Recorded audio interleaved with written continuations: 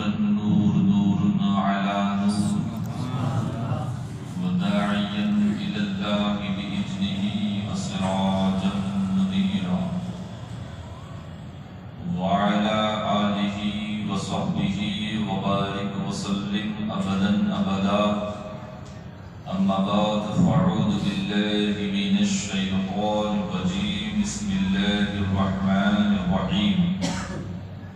وأما بنعمة ربك فحدث. صدق الله المولانا العظيم وصدق رسوله النبي الحفيظ الأمين الكريم ونحن على ذلك لمن الشاهدين والشاكرين والحمد لله رب العالمين. آئیے سب سے پہلے ہم اور آپ مل کر رحمت پروردگار صاحب معراج میرے اور آپ کے آقا جناب احمد مصطفیٰ محمد عربی کی فدا صلی اللہ تعالی علیہ وآلہ وسلم کی بارگاہ مقدسہ میں جھوم کر جذبات کی تلاطم میں ڈوب کر عشق و محبت کے ساتھ والہانہ انداز میں درود پاک کا ہدیہ نشان کرے اور پڑھے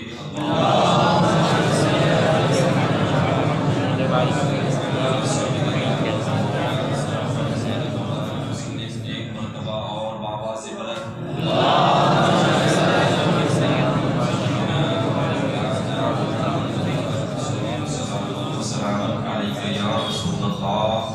نبی اور آل نبی کی بارگاہ میں جھوم کر پڑھے اللہم صلی علی سیدنا مولانا محمد تبارک وسلم صلاۃ و سلام علیک یا رسول اللہ صلی اللہ تعالی علیہ وآلہ وسلم. میں نے جس آیے کریمہ کی تلاوت کا شرف حاصل کیا رب تبارک و تعالی اپنے کلام مجید فرقان حمید میں لاریب کتاب بے مثال کتاب کے اندر ارشاد فرماتا ہے وَعَمَّا بِنِعْمَتِ رَبِّكَ فَحَدِّثْ. سیدھا سا سادہ سا ترجمہ یہ ہے کہ اپنے رب کی نعمت کا خوب چرچا کرو. اپنے رب کی نعمت کا خوب چرچا کرو. کبھی کبھی ہم لوگوں کو بڑی نعمتیں سمجھ میں نہیں آتی ہے. بڑی سی بڑی جو نعمت ہے وہ ہماری سمجھ میں نہیں آتی ہے. تو سمجھانے کے لیے چھوٹی چھوٹی جو نعمتیں ہوتی ہیں، چھوٹی سے ایسے تو بہت بڑی ہے مگر جو سب سے بڑی نعمت ہے اس سے تو یہ نعمت چھوٹی ہے. اس چھوٹی سی نعمت کا ہمیں داخلہ دینا پڑتا ہے، مثالیں دینی پڑتی ہیں. ہمارے لیے اولاد بڑی نعمت، ہمارے لیے اولاد بڑی نعمت. اپنے رب کی نعمتوں کا خوب چرچا کرو. تو بیٹا بھی نعمت، بیٹی ڈبل نعمت، دونوں نعمت. تو ہم ان کا چرچا کرتے ہیں. یہ نعمت بھی ہم چرچا کرتے ہیں. کیسے چرچا کرتے ہیں؟ چاہے اسے قرآن کی یہ آیت یاد ہو یا نہ ہو، رب کی نعمت سمجھ کر کرتا ہو یا نعمت نہ سمجھ کر کرتا ہو، مگر چرچا تو ہم کرتے ہیں. کبھی بندے بنا کر اس کا چرچا کرتے ہیں کہ نہیں؟ کبھی کسی کو صدقہ دے کر اس کا ذکر کرتے ہیں، اس کا چرچا کرتے ہیں، رب کی نعمتوں کا شکر ادا کرتے ہیں. بندے کیوں بنایا گیا؟ کا جنم دین ہے، یہ پیدائش کی خوشی ہے. پیدا ہوا مٹھائی تقسیم کی، کہا کہ اللہ نے نعمت دی تو یہ تقسیم کر رہا. نعمت ملی، آپ نے اس کی قدر کی اور مٹھائی تقسیم کی، صدقات بھی لیا، خیرات بھی لیا، اس پر سے نظروں کو اتار کر بھی وار کر بھی لوگوں کو عطا کیا. کیوں؟ کہا اس سے اللہ ہر آفت بلا سے اسے محفوظ رکھے. نظر بھی دے لیا، صدقات بھی لے لیا، مٹھائیاں بھی تقسیم کر دی. کیا مٹھائیاں بھی تقسیم کر دی؟ فون کر کے لوگوں کو بتا بھی دیا کہ مجھے اللہ نے بیٹا یا بیٹی دی ہے.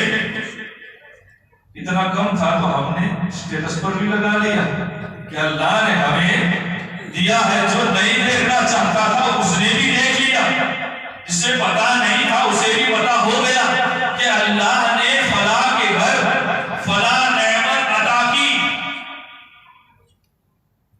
ہم نے چرچا کی. جب ایک بیٹا یا بیٹی ہو تو ہم اتنا چرچا کریں, اتنی خوشی منائیں, اتنا سارا کچھ خرچ کر دیں اور کوئی حساب بھی نہیں, اس کا کوئی حساب بھی نہیں. کتنوں کی تقسیم کیے کوئی حساب نہیں, کتنا صدقہ کیا کوئی حساب نہیں, اس کی کوئی پرواہ نہیں. پرواہ اس وقت بھی نہیں رکھتا تھا کہ یہ میرا ختم ہو جائے گا کہ باقی رہے گا, ختم ہو جائے گا کہ باقی رہے گا. اگر بیٹا ہوا یا بیٹی ہوئی ہے تو خوشی ضرور مناتا ہے, اسے خوشی ضرور مناتا ہے. ذرا سوچو, ایک نعمت جو ہمارے لیے تو بڑی نعمت ہے بیٹا یا بیٹی, تو جو سب سے بڑی نعمت ہو,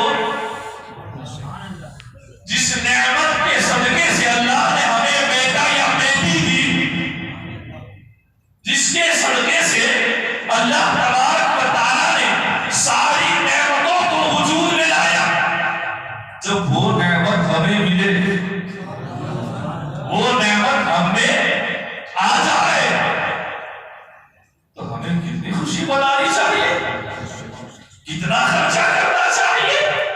میں کہتا ہوں بیٹا یا بیٹی ملی تو خرچہ کتنا کیا کوئی حساب نہیں, جب یہ نعمت ملی تو کوئی حساب نہیں, اور جس کے صدقے سے نعمت ملی ہے جب وہ دنیا میں تشریف لائے اور جب ہم خرچ کریں تو اس کا حساب کیسا ہے, اس کا حساب کیسا, کوئی حساب ہمیں نہیں رکھنا ہے.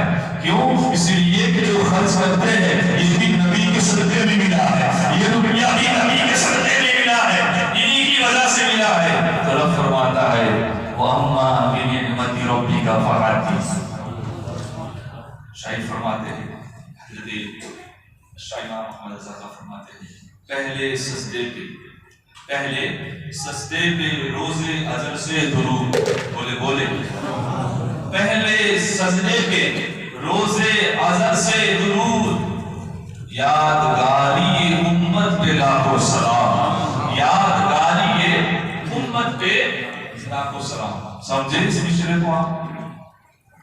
پہلے سجدے پہ روزے اجر سے درود, پہلا سجدہ مصطفیٰ جان رحمت سبحان اللہ, روزے اجر سے درود, روزے اجر سے درود, یادگاری امت پہ لاکھوں سلام.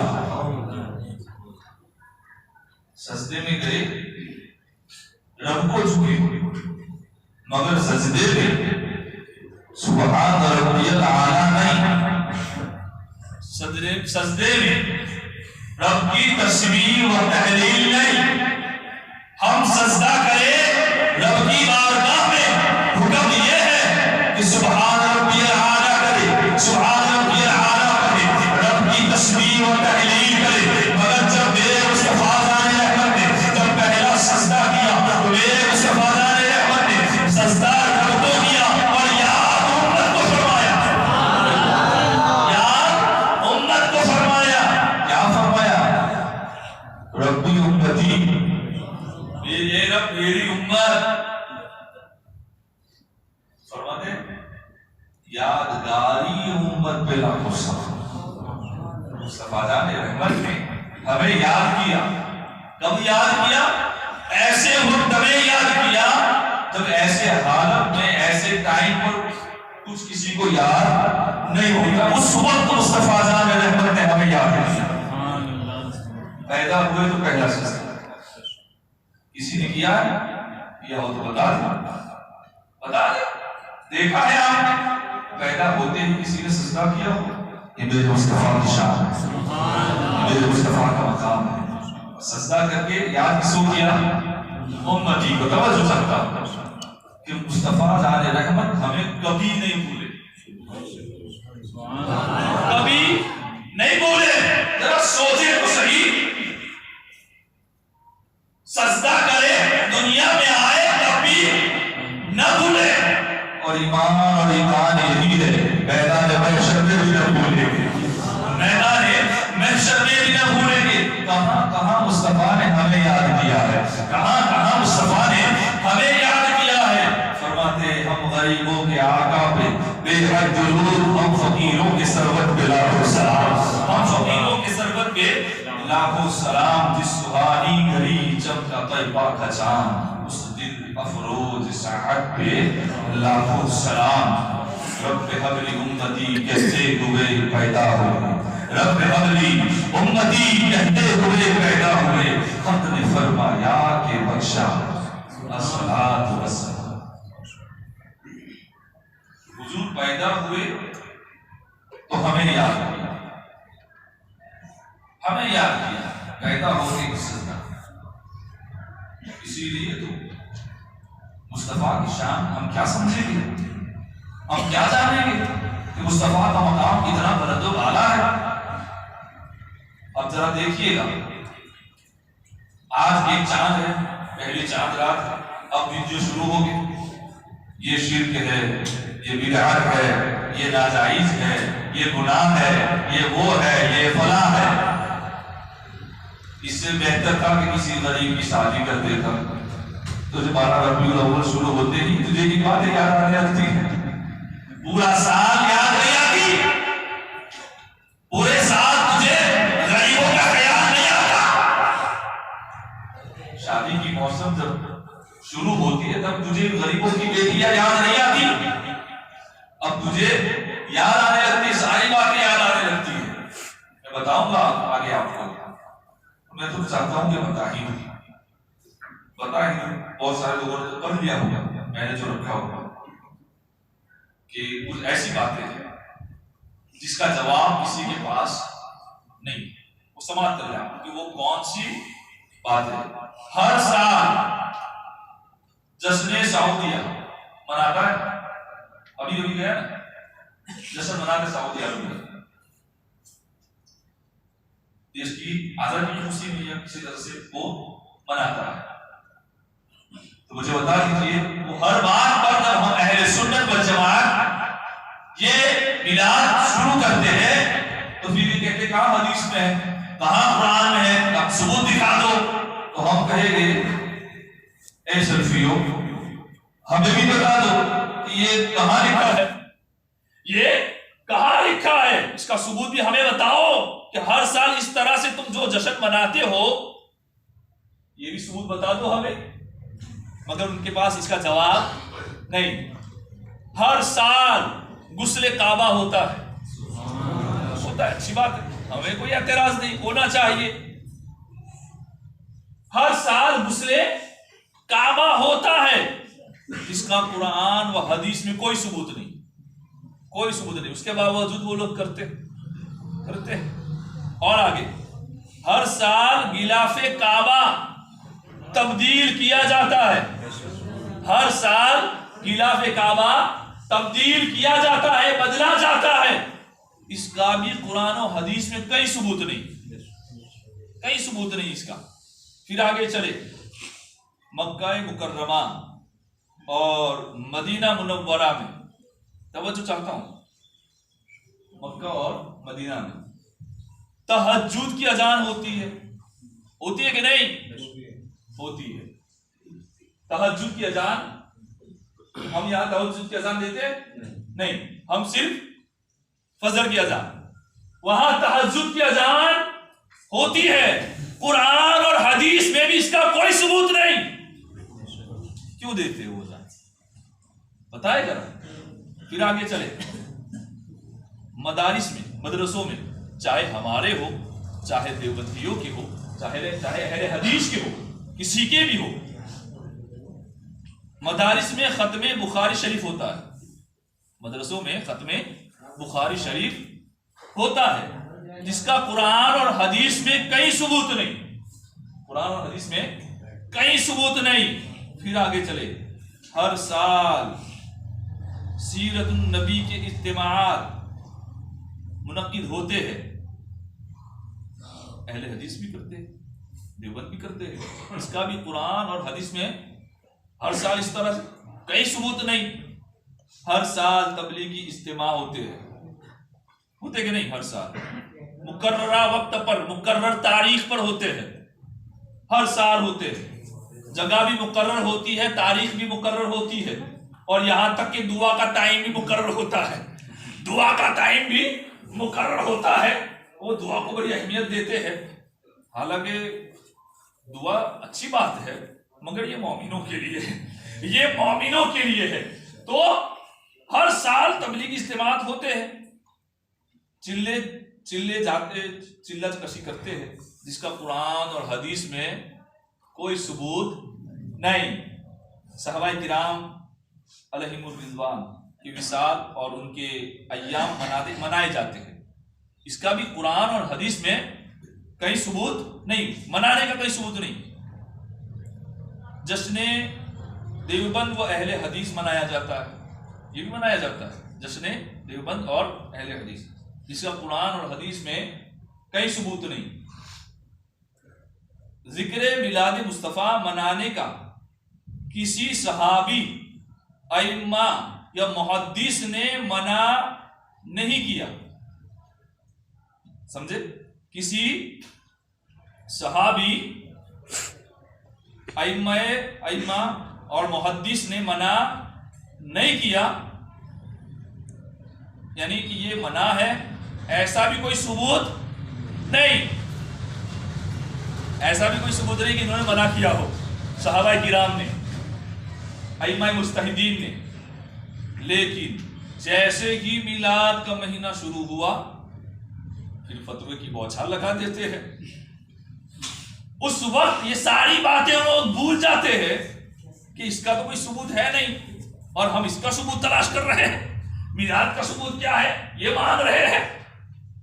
ایک بات یاد رکھیے، مولود النبی، میلاد النبی کیوں کہتے کہ نبی پیدا ہوئے، نبی پیدا ہوئے، اور جشن مناتے ہیں نبی پیدا ہوئے اس کی خوشی میں.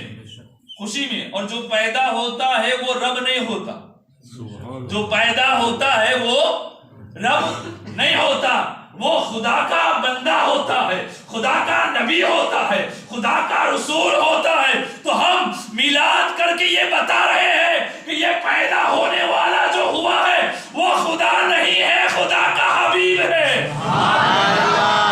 یہ خدا کا حبیب ہے. ہم خدا سمجھ کر جشن نہیں مناتے، خدا کا حبیب سمجھ کر جشن مناتے ہیں، اس لیے جشن مناتے ہیں. تو کہنا یہ چاہتا تھا کہ مصطفیٰ جان رحمت نے ہمیں ہر حال میں یاد کیا، ہر حال میں ہمیں یاد کیا، کبھی نہیں بھولے.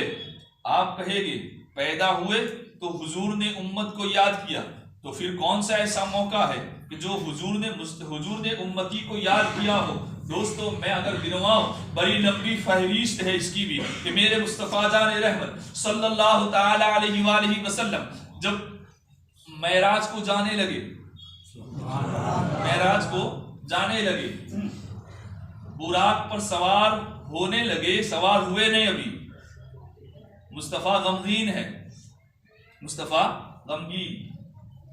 جبرائیل امین بارگاہ رسالت میں عرض کرتے ہیں، یا رسول اللہ صلی اللہ تعالی علیہ وآلہ وسلم، کیا میری خدمت میں کوئی کمی رہ گئی ہے؟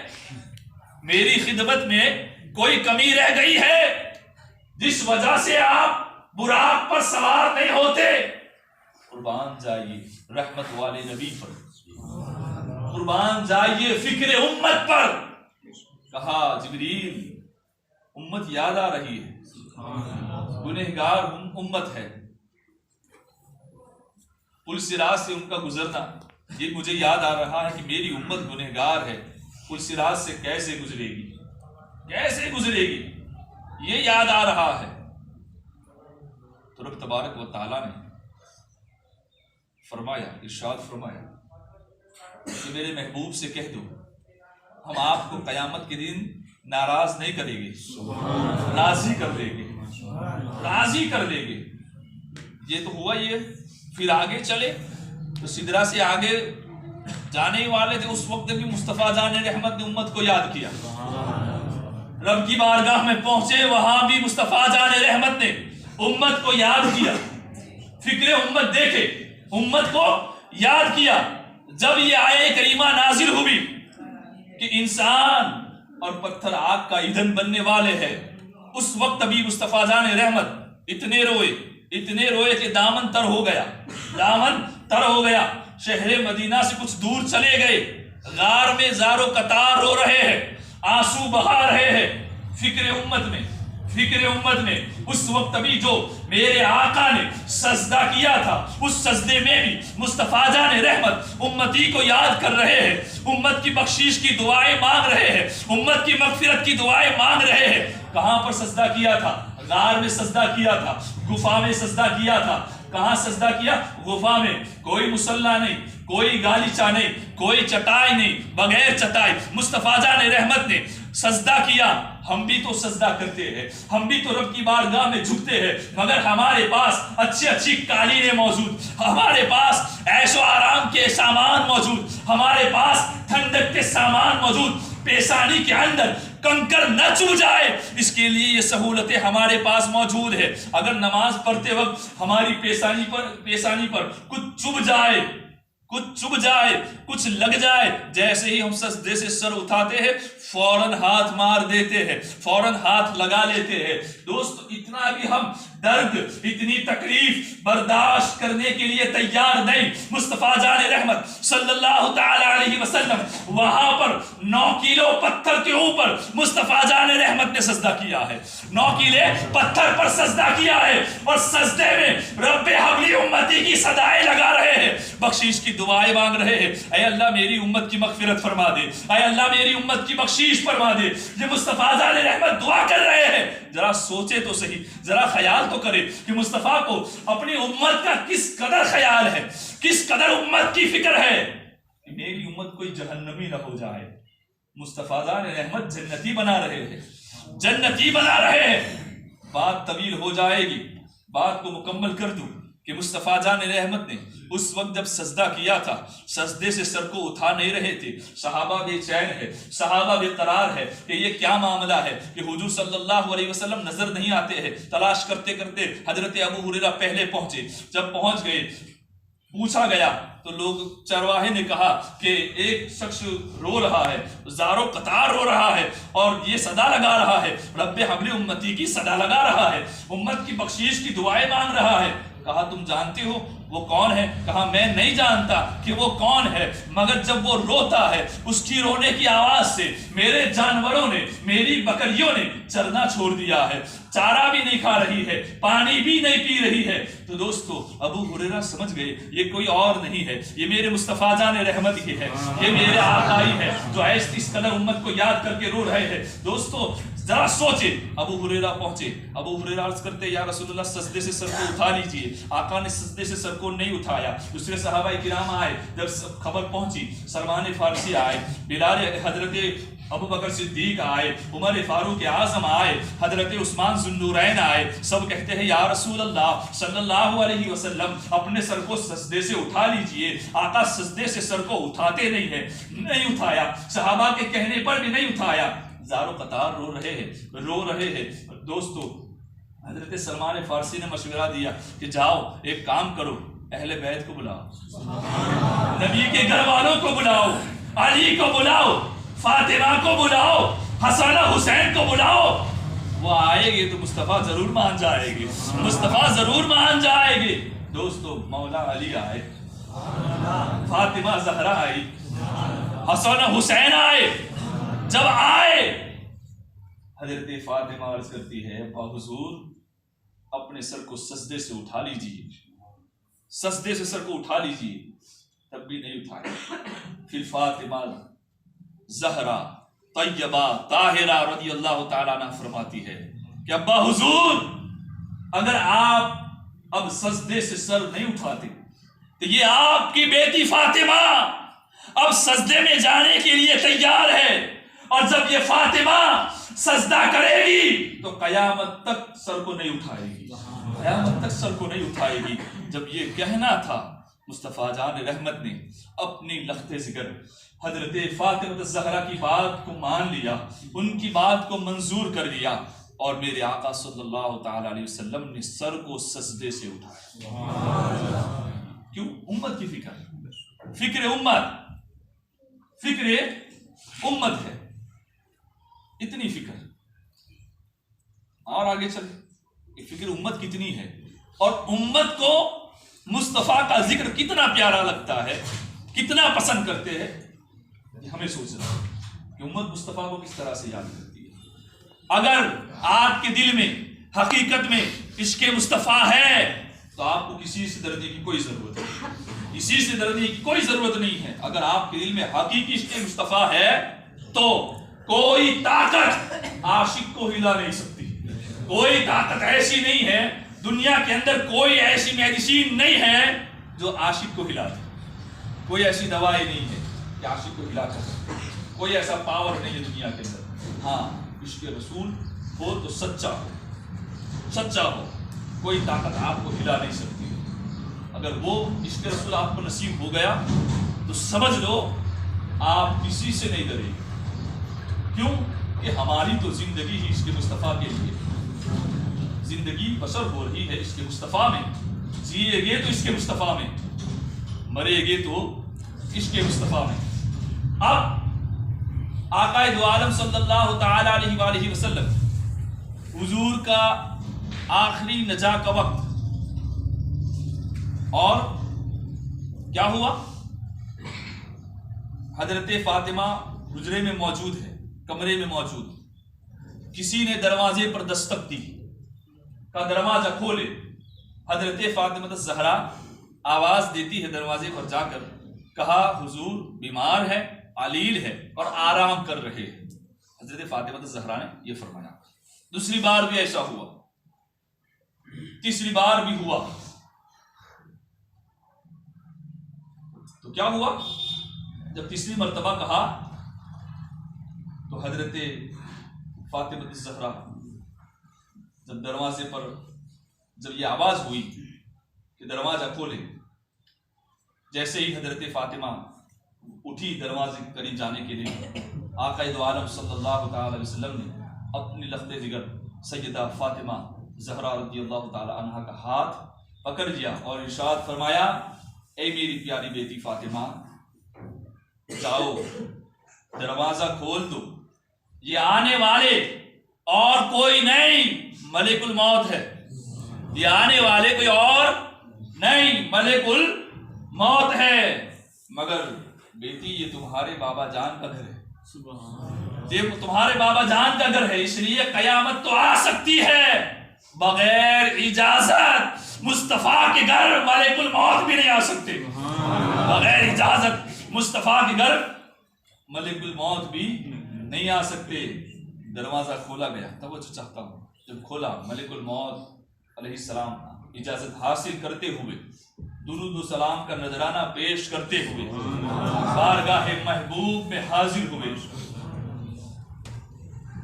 اور آنے کا مقصد بیان کیا کہ اللہ تعالیٰ نے اللہ کے حکم سے حاضر ہوا ہوں، اور ساتھ میں یہ بھی حکم ہے کہ حضور علیہ السلام کی مرضی ہوگی تو روح قبض کی جائے گی، حضور کی مرضی ہوگی تو روح قبض کی جائے گی۔ حضور منع کر دے تو ملک الموت بھی چلے جائے، حضور منع کر دے تو ملک الموت بھی چلے جائے۔ ذرا سوچے، اس کی بارگاہ میں اجازت کے بغیر ملک الموت نہ آئے، جبریل نہ آئے، فرشتے بھی اجازت لے کر حضور کی بارگاہ میں آئے، ان کا مقام کتنا بلند والا ہوگا، کتنا بلند والا ہوگا۔ ذرا سوچے، غور و فکر کرے۔ دوستو، فرمایا کہ رب کا یہ حکم ہے کہ میں آپ کی روح کو قبض کروں، اگر آپ اجازت دیں تو آپ علیہ السلام فرمایا جیسا حکم دیا ہے اس پر عمل کیا جائے۔ امت کے غمخوار مصطفیٰ جان رحمت نے جب یہ ارشاد فرمایا، پھر ایک بات یہ بھی کہی تھی، اے ملک الموت، یہ تو بتاؤ کہ مرنے والے کی روح جب نکلتی ہے تو اسے کتنی تکلیف ہوتی ہے. توجہ چاہتا ہوں، بڑی پیاری بات ہے.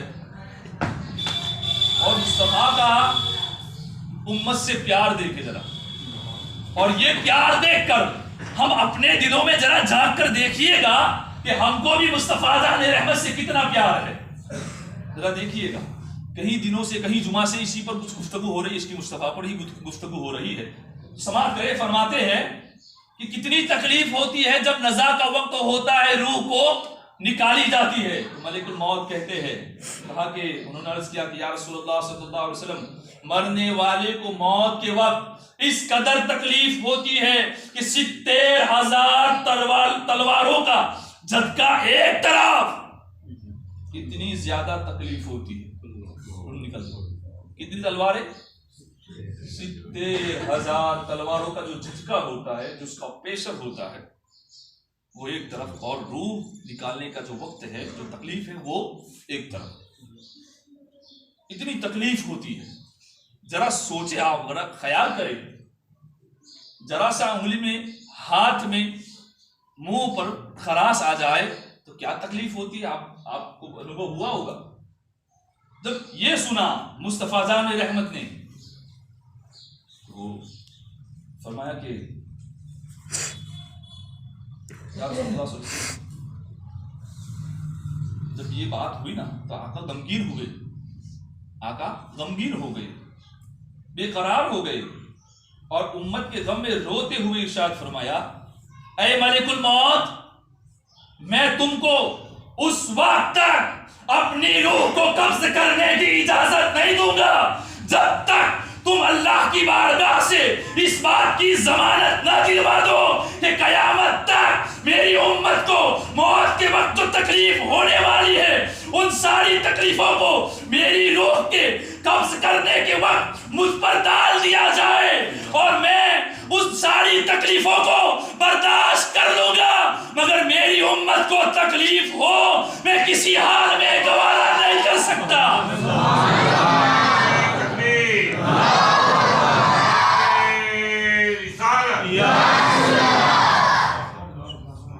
میری امت کو تکلیف ہو یہ میں گوارا نہیں کر سکتا. قربان جائیے، اللہ کو اپنے محبوب سے بھی کتنی محبت ہے. اللہ کا حکم آتا ہے، اے ملک الموت، میرے حبیب امت کے طبیب صلی اللہ علیہ وسلم کو خوشخبری سنا دو کہ آپ کی امت کی روح ایسے نکالی جائے گی کہ جیسے گوندے ہوئے آٹے سے بال کو نکال لیا جاتا ہے.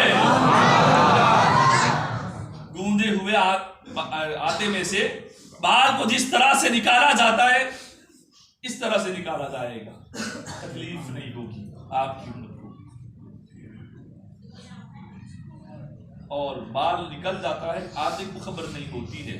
اسی طرح سے آپ کی امت کی روح کو نکالا جائے گا، امتی کو خبر نہ ہوگی. اس طرح سے